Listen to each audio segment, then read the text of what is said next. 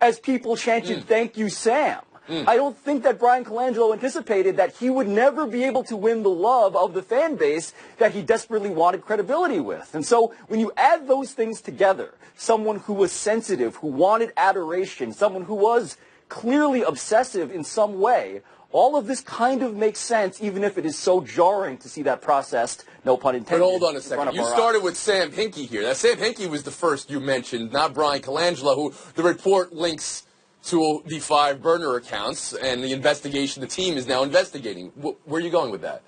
I am going to a place that I think clearly frames this dynamic as a toxic one from day one.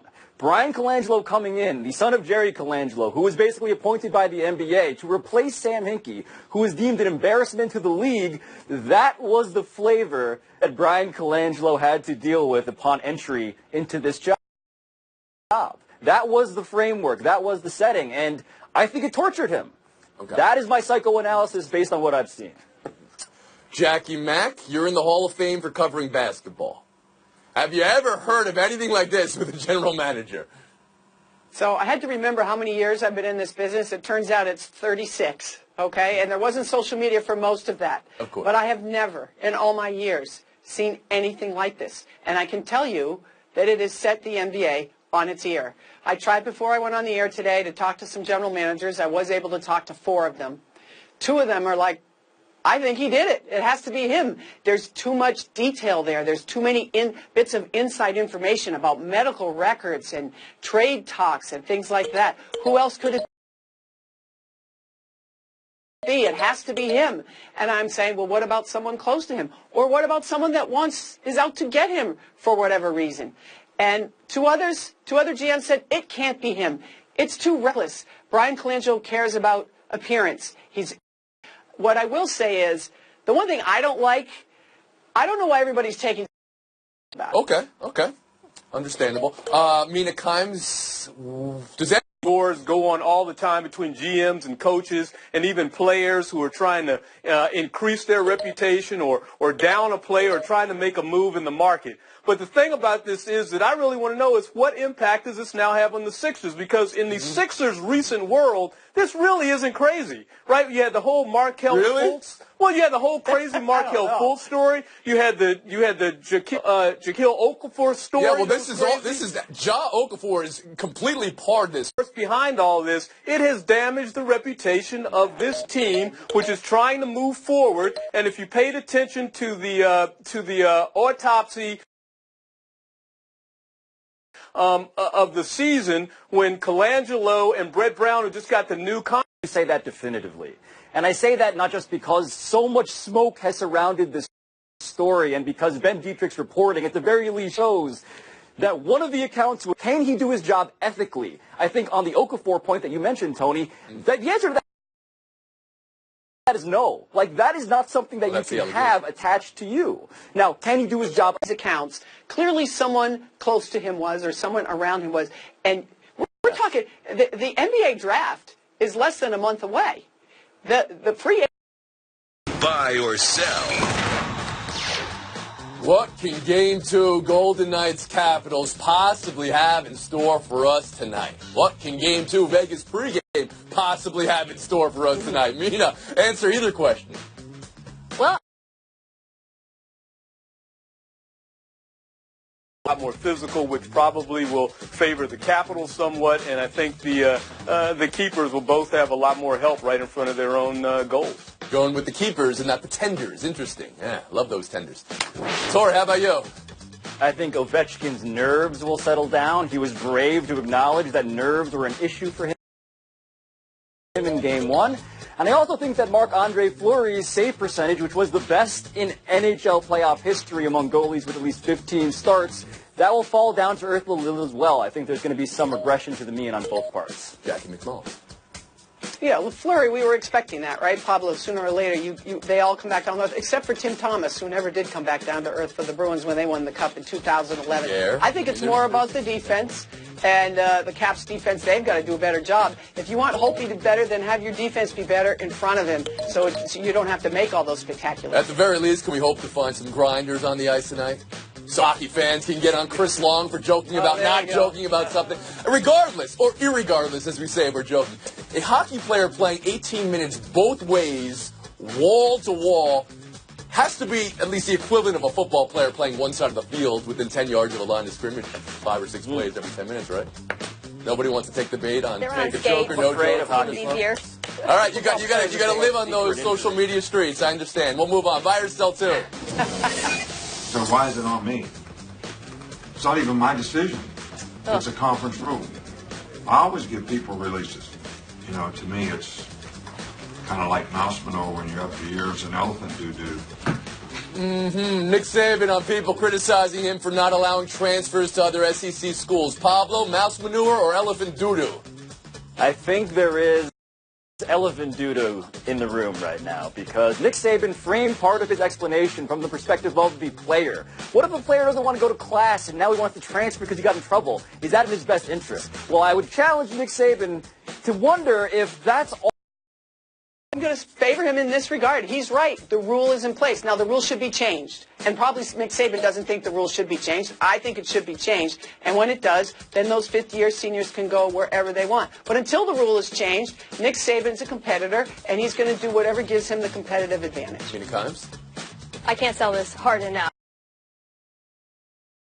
First, his point that if the rule was eliminated, players would leave at the first sign of adversity ignores the fact that this happens all the time with normal students and coaches who leave for reasons that have nothing to do with adversity. Secondly, punting on this and saying, oh, it's the conference's fault. You're Nick Saban. You are the conference. And if you come out in favor of change, they will listen to you.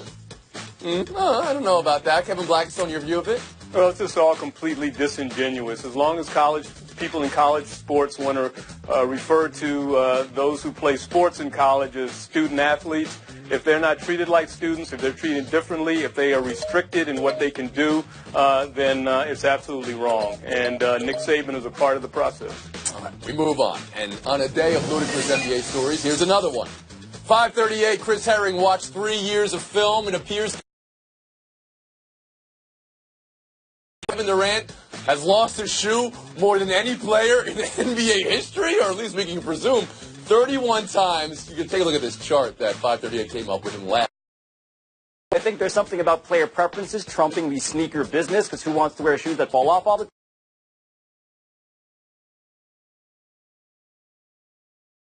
And he has very unusual feet, and they're very slender, and they're very long, and when he's barefoot, his feet look like hockey sticks. So I think it has something to do with the configuration of his feet. I'm not even kidding. I think that's why they fall off all the time. Anatomically speaking. Okay. How about you, Mina Kimes? Yeah, I'm buying it's relevant because when you get to the end of the story, the writer reveals that he averages 114 points for 100 possessions with one shoe on. That is incredible. Maybe he should play with one shoe all the time. Kevin Blackstone? And that's why I sell it. This is the mouse manure that you mentioned earlier. I mean, what difference does it make whether his shoe comes off or stays on? He's still torturing people in the NBA. Okay. He's a great player and ain't stopping it. Whoa. Jackie Mack. Showdown next. Awesome.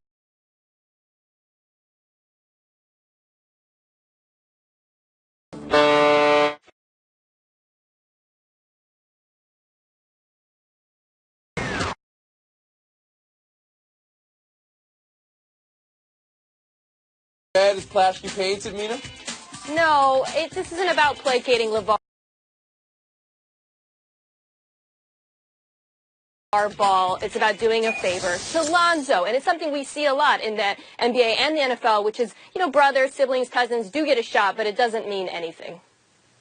Well, I think, though, if you're Luke Walton and you had the father of this player tell you that you're not doing your job and you don't know how to do your job, I think that's a pretty big deal when you're the head coach of the Los Angeles Lakers, even though Luke will tell you it's not. So I'm with Bill Plaschke on this.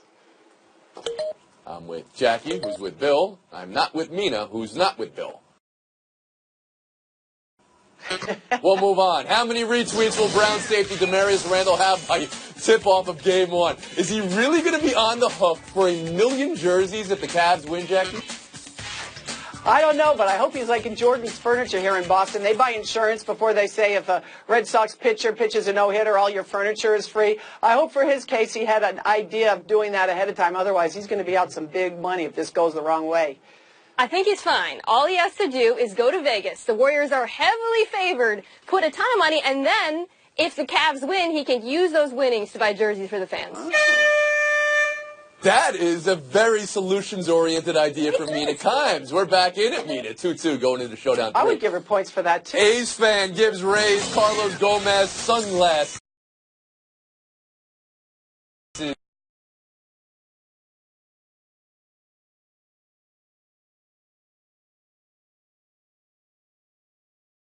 Sunglasses to church. I completely empathize with the need for protection for the eyes, and it was very nice of the fan. I'm just trying to think of Red Sox Yankees. What would happen if you borrowed those sunglasses? You pour arsenic on them before he handed it to you, or some peanut butter, or some.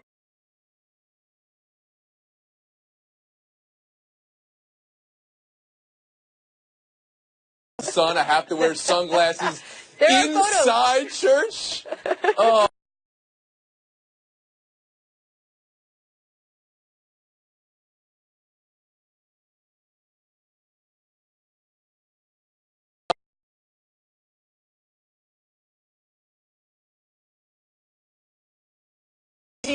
Andre Iguodala would rested all year to get to this point. Kevin Love would love nothing more to play in this game. Stop criticizing guys that have no control over their health.